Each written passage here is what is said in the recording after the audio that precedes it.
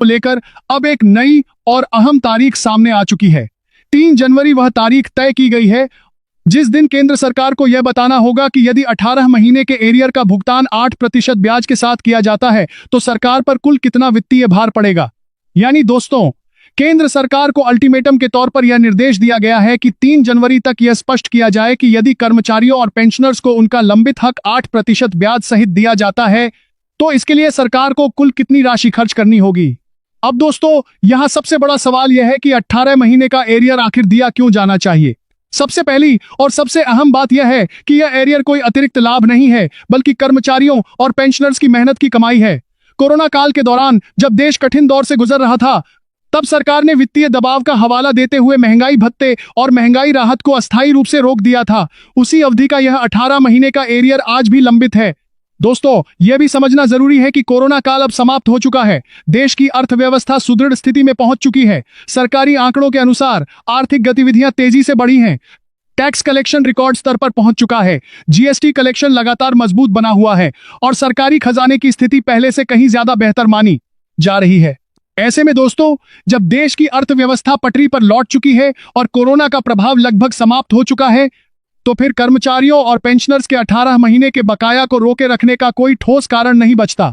यही वजह है कि अब इस मांग को पूरी तरह जायज और न्यायसंगत माना जा रहा है।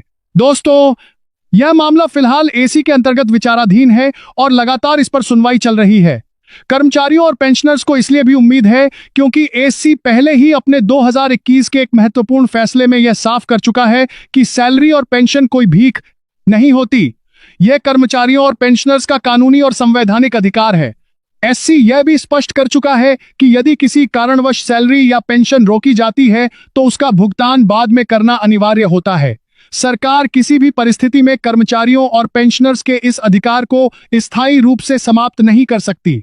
दोस्तों, यही नहीं, हाल ही में वेस्ट बंगाल हाई कोर्ट का भी एक बड़ा और ऐतिहासिक फैसला सामने आया है।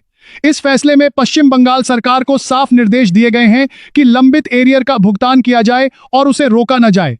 अदालत ने यह भी कहा कि आर्थिक कारणों का हवाला देकर कर्मचारियों का हक नहीं छीना जा सकता।